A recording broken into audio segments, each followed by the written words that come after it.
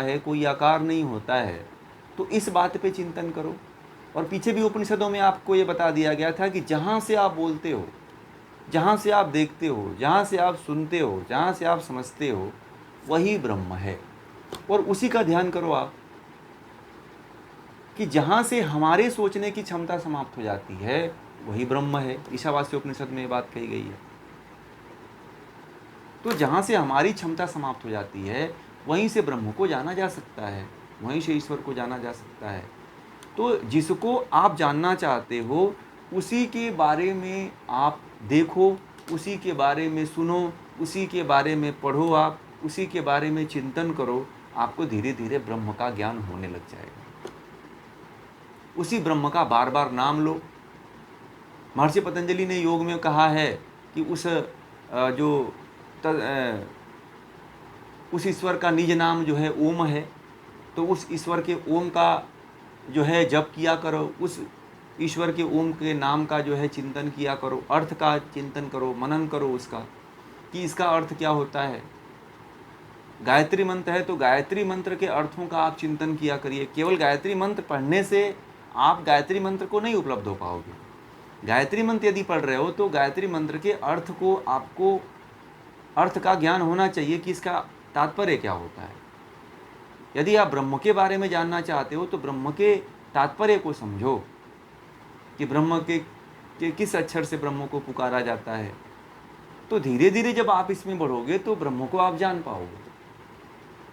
और ब्रह्म को जानने वाले जितने शास्त्र हैं, ब्रह्म को जानने वाले जितने ग्रंथ हैं, ब्रह्म को जानने वाले जितने रूप हैं, ब्रह्म को जानने वाले जितने सहायक अंग हैं, ब्रह्म की चर्चा, ब्रह्म का सत्संग, ब्रह्म की बातें, ब्रह्म जिसको आप प्राप्त होना चाहते हो, केवल उसी का चिंतन करो, केवल उसी के बारे में सोचो, आप उसी के बारे में बात करो, आप उसी को देखो, उसी को सुनो।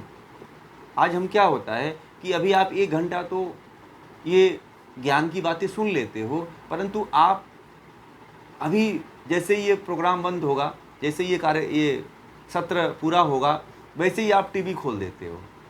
तो टीवी में क्या चलता है कि प्रयोजित चलता है, किसी दूसरे के द्वारा प्रयोजित होता है ये कार्य कि यह आपको दिखाया जाएगा। आपके अनुसार वहाँ पे टीवी में तो नहीं दिखाया जाता है ना। वहाँ तो भाई न्यूज़ चैनल वाला है तो न्यूज़ चैनल में दिखाई दे देगा कि इस लड़की के साथ ये बलात्कार हुआ, देखिए यही दरिंदा है, यही आदमी है। तो वहाँ पे प्रयोजित चीज़ दिखाई जाती है। आप कुछ और होना चाहते हो और कुछ और आपको दिखाया जाता है। ठीक है ना। जैसे आप जो नहीं होना चाहते हो उसी समाज में जाकर के वही चीज़ देखने की आप चेष्टा करते हो, तो कैसे आप प्राप्त कर पाओगे। मैं वही चीज़ तो बोला कि यदि जिसको प्राप्त करना है वह आपके इर्द गिर्द होना चाहिए, सुनने में भी वही होना चाहिए, देखने में भी वही होना चाहिए, चिंतन में आपके वही होना चाहिए, आपके हृदय में भी वही होना चाहिए। माता सीता के हृदय में हमेशा राम वास करते थे। और जो रावण था ना, बड़ा ही आदर्श व्यक्ति था। ठीक है, रावण ऐसा वैसा कोई व्यक्ति नहीं था। रावण सीता को कैद करके इसीलिए जो है अशोक वाटिका में रखा हुआ था कि माता सीता के हृदय में जो है हमेशा राम बसते थे। और रावण बार बार जब सीता से मिलने जाता था तो यही कहता था सीता से, माता सीता जी से, कि तुम जो है रावण को अपने हृदय से निकाल दो।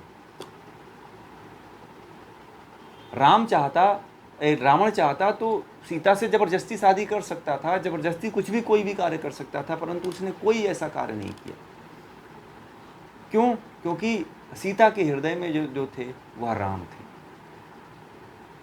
24 घंटा हमेशा जो है राम का ही चिंतन चलता रहता था, राम के बारे में ही मनन किया करती थी, राम के बारे में ही सोचा करती थी। इसीलिए रावण कभी उनका बाल वांका भी नहीं कर पाया।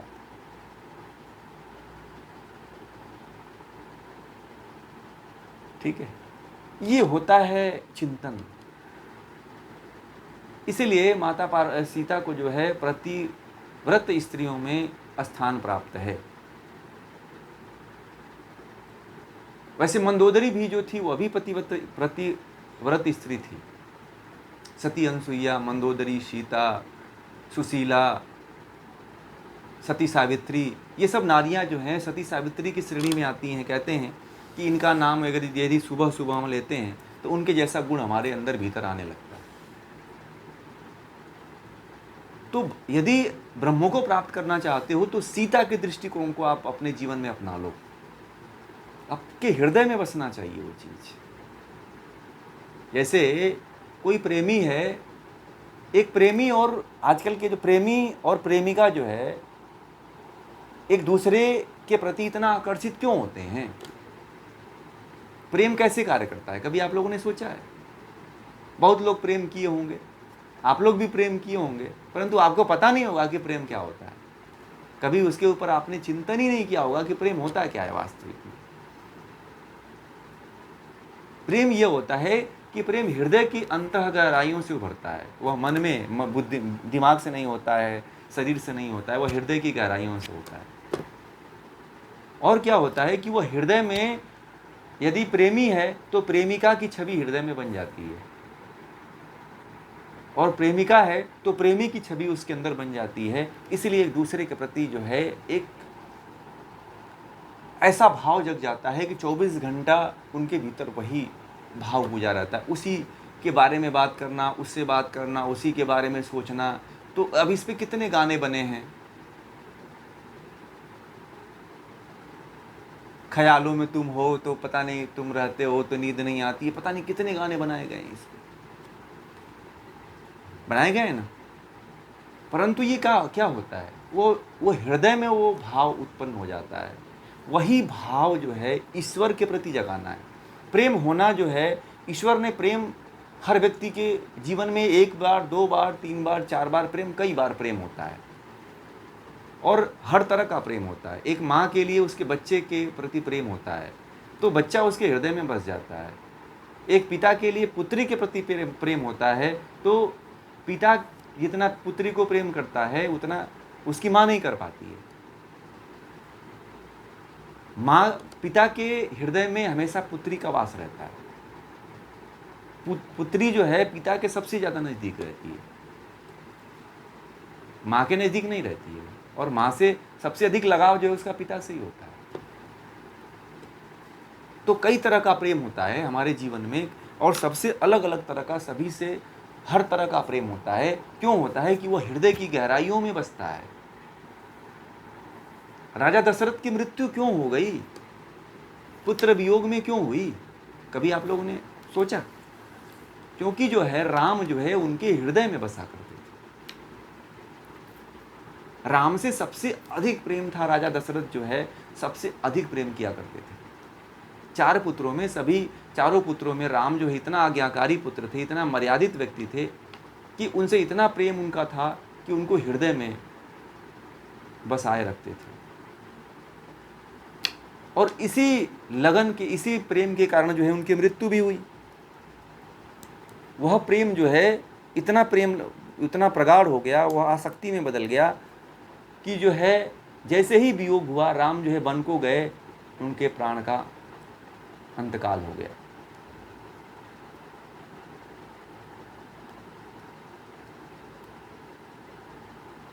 तो कैसे आप बसाते हो यह मायने रखता है, किस तरह से आप अपने हृदय में धारण किए हो। मीरा जो है, मीरा के बारे में कहा जाता है कि मीरा की अभी शादी नहीं हुई थी, तभी वह जो है भगवान श्री कृष्ण को अपने हृदय में धारण कर ली थी, और उनको अपना पति मान चुकी थी। जबरदस्ती उसकी शादी कराई गई राणा संगा से, वहां के महाराज से।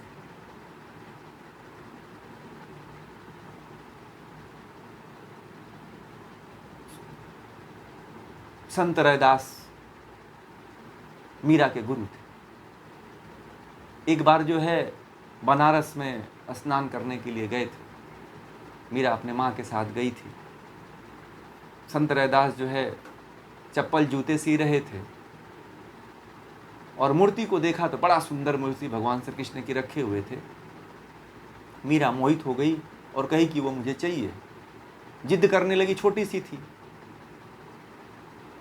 तो संत रैदास तो परम तत्वज्ञानी व्यक्ति थे, कबीर की तरह बहुत ही पहुँचे हुए संत थे वो। और मीरा को गुरु मंत्र दे दिए, जा इसको तो जपते रहना, इसकी भक्ति किया करते रहना, तुम मुक्त हो जाओगे।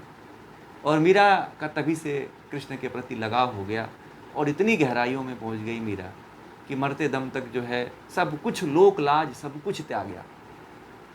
मीरा ने क्या नहीं किया, ऐसा प्रेम था। यदि प्रेम को देखना है तो मीरा को कभी देखो, मीरा को जानो आप लोग, मीरा को पढ़ो आप लोग। कभी मीरा के बारे में आप लोगों को बताऊंगा गहराइयों में। मीरा को इतना प्रताड़ित किया जाता था, इतना जो है उसे गालियां दी जाती थी, इतने उसके ऊपर पत्थर आदि बरसाए जाते थे, इतने कमेंट की आदि किए जाते थे कि मीरा को कोई असर नहीं होता था, क्योंकि उसके हृदय में तो कृष्ण बसते थे। तो वो चीज यदि ईश्वर को प्राप्त करना है तो अपने हृदय में तो एक स्थान बनाओ आप। आपने स्थान तो किसी और के लिए बना के रखा हुआ है।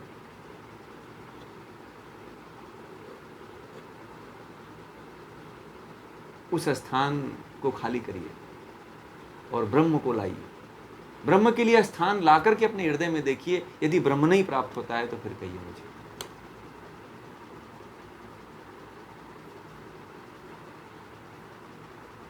ब्रह्म को ऐसे नहीं प्राप्त किया जा सकता, हृदय में स्थापित करना पड़ता है। हृदय की गहराइयों से ही वो चीज उठती है।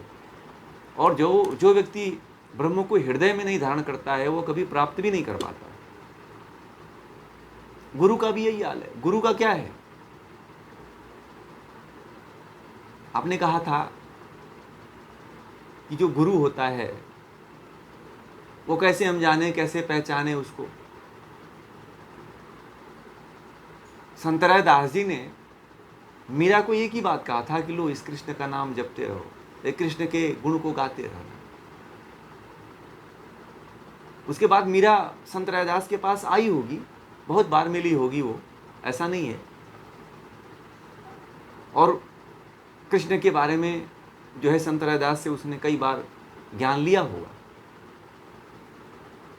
और भी कहाँ जहाँ कहीं से उसको सुना होगा उनके बारे में, उनके चरित्र के बारे में, उनके गुण के बारे में।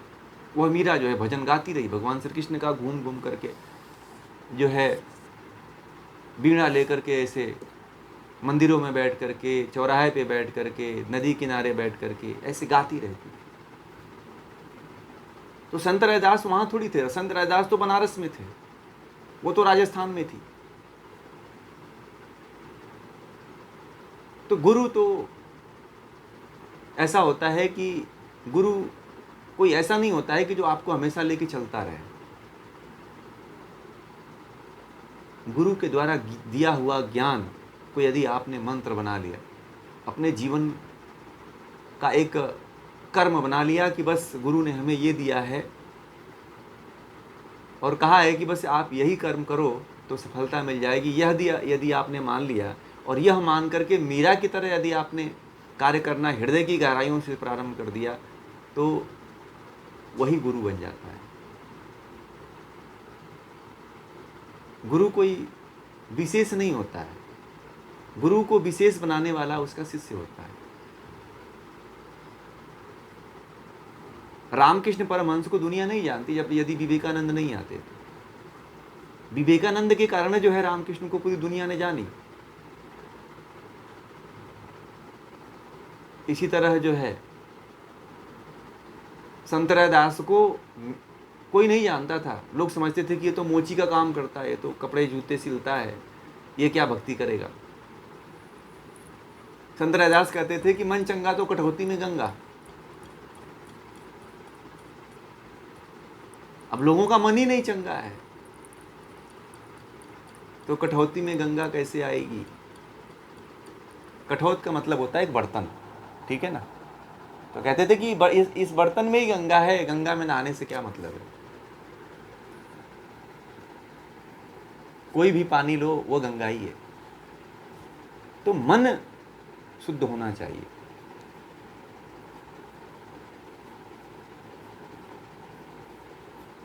गुरु के बारे में मैंने और भी कई वीडियो हैं, आप सुनिएगा। गुरु के ऊपर तो बहुत 3-4 वीडियो 5 वीडियो बना हुआ है कि किस तरह से गुरु का चुनाव करना चाहिए, गुरु कौन होना चाहिए। गुरु हमेशा ज्ञानी होना चाहिए, परम तत्व ईश्वर को, जो आत्मा और परमात्मा का ज्ञान देने वाला हो, वह गुरु होना चाहिए। इतिहास, भूगोल, गणित और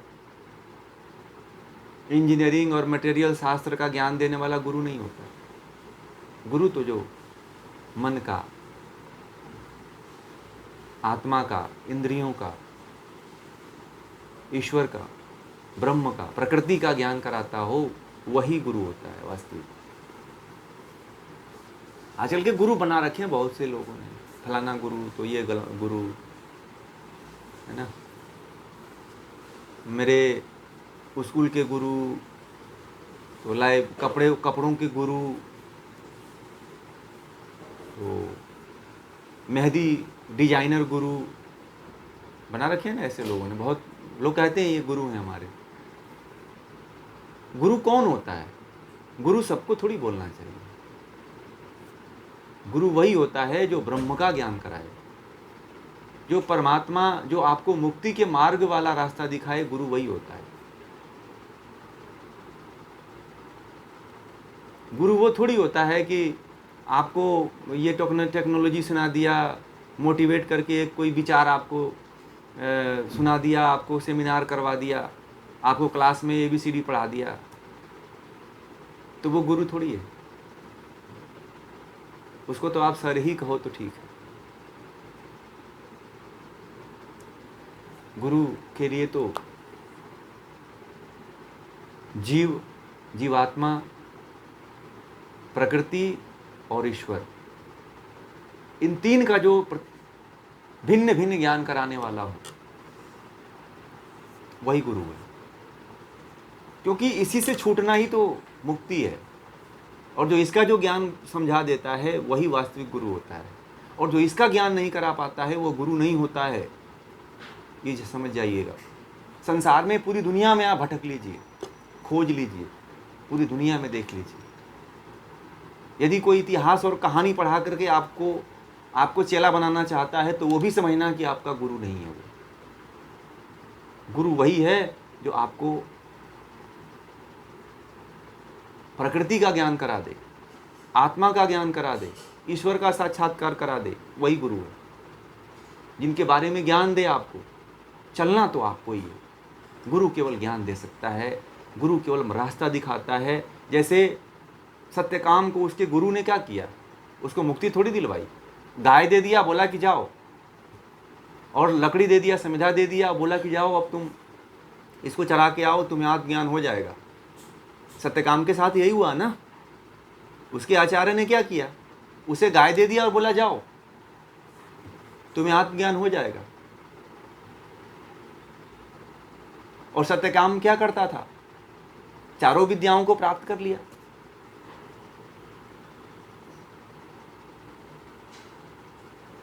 आपको ज्ञान मिल गया है तो ज्ञान का उपयोग करो, तो ही गुरु की सार्थकता और आचार्य की सार्थकता पूरी होती है। सत्यकाम के कारण ही जो है जबाल ऋषि जो थे वह उपनिषदों के ऋषि बन पाए। सत्यकाम नहीं होता तो जबाल को कोई थोड़ी जानता है। अब आप देखिए, इसमें सत्यकाम जो था, सत्यकाम को जो है जबाल ऋषि थोड़ी आए थे वहां आत्मज्ञान कराने के लिए। उसे तो बैल आया, अग्नि आई, वायु आए, हैं? इन्होंने आकर के जो है ब्रह्म का ज्ञान करवाया। उन्होंने रास्ता दिखा दिया कि तुम इसी रास्ते पे चलना तो तुम्हें ज्ञान प्राप्त हो जाएगा। तुम्हें इसी रास्ते पे चलोगे तो ब्रह्म का साक्षात्कार होगा। वहां पे जबाल ऋषि ने कभी ये नहीं कहा कि तुम जाके राम कथा कहना और सुनना तो तुम्हारी इससे मुक्ति हो जाएगी।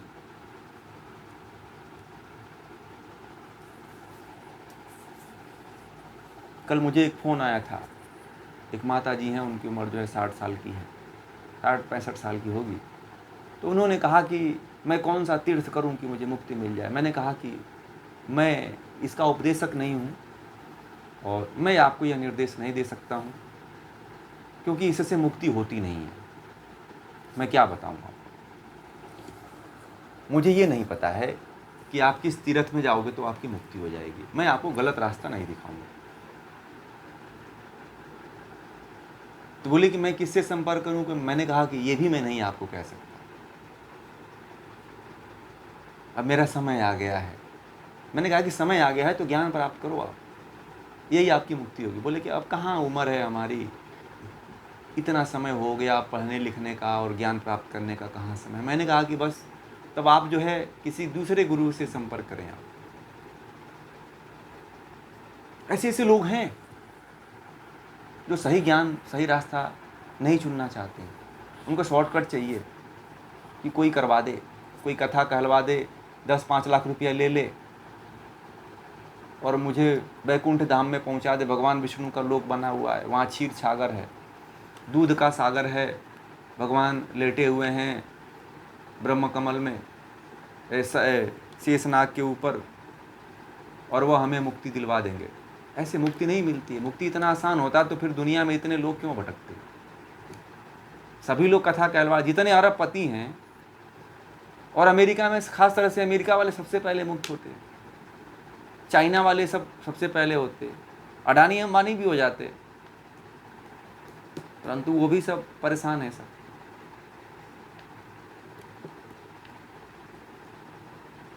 तो ज्ञान से होता है।